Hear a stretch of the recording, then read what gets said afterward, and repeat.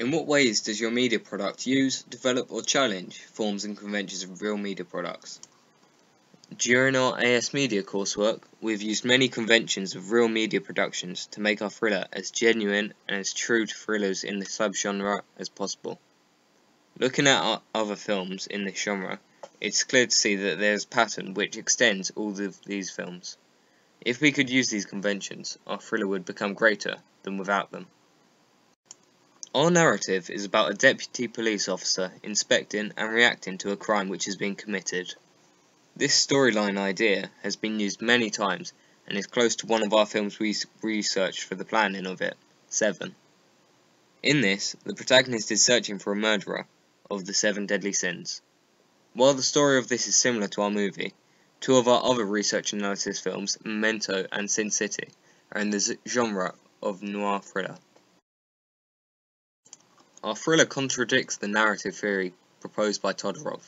This is a theory in which starts with peace at first, but disruption occurs during the middle. However, the film ends with a return to order and equilibrium. Our thriller does not follow this path, and it starts with a call which immediately takes our thriller to disequilibrium. The call represents a murder report, which in turn changes the equilibrium. However, as this is the first action done in the film, we cannot count this immediate start as equilibrium.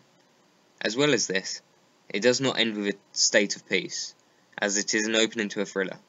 This means we will not have equilibrium due to the end not being filmed. Another theory of film was created by Charles Derry.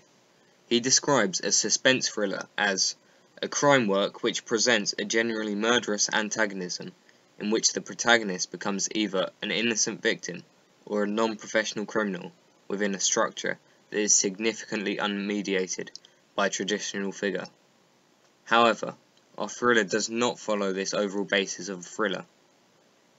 Even though it accepts that there is a murderous antagonist, the protagonist never becomes a non-professional victim due to it being his job to uncover the criminal. Derry also redefines the thriller, putting them into 6 subgenres. These are political, acquired identity, psychotraumatic, moral confrontation, innocent on the run, and thriller of murderous passions. Unfortunately, our thriller does not go into any of these.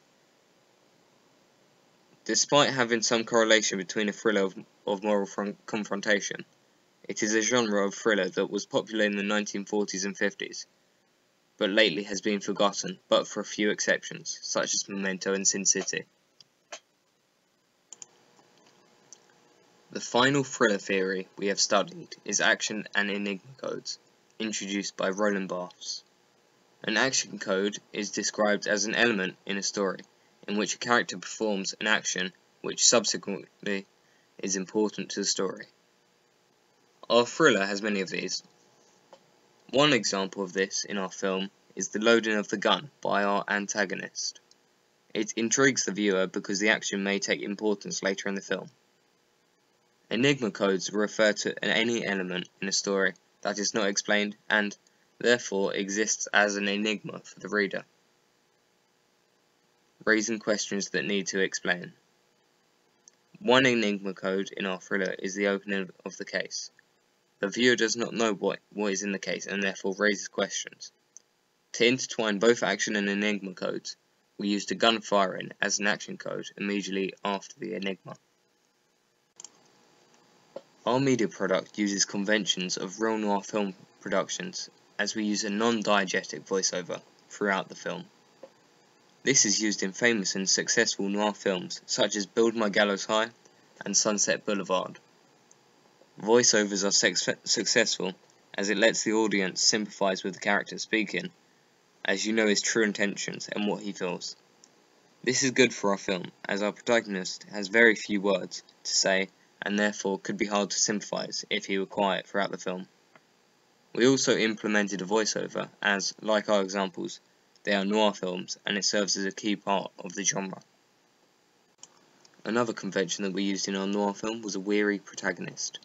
This is used in other noir films such as The Big Sleep, in which the protagonist, Philip Marlowe, is a private detective that is troubled by complex cases. A weary protagonist is good for a film as it shows the work ethic of the main protagonist, and this in turn lets the audience further sympathise with him. In our final thriller film, we have used a criminal underworld. This is used and frequently represented in the subgenre we are looking towards. One example of this is the movie Chinatown, in which the criminal underworld is the main plot of the film. To make our film more historically accurate, we incorporated historically accurate fonts. For this time period, we found that Art Deco was the most suitable. The font enhances our film as it lets the audience become more engaged due to it fitting the genre and therefore makes it look in place, as opposed to unnatural looking. Historically accurate fonts are a widely used convention. To create the font, we first studied 3 opening sequences of well-known and high-priced movies. All 3 showed us that the font is changed in order to accept the location and genre of the movie. As with the font type we used, the non-copyrighted score we used was inspired and designed around the genre of our film. We researched this and found the most fitting subgenres of music for this time period. These were jazz and blues. This helps the viewer engage the film as, like before with the fonts, it puts the audience in a mindset which allows them to accept the set and time which the movie is from. To conclude, our whole media film has accepted and used conventions of real media products that are associated to the genre of the film. However, due to many thriller theories not implemented in noir thrillers, our final piece does challenge some forms of media as well.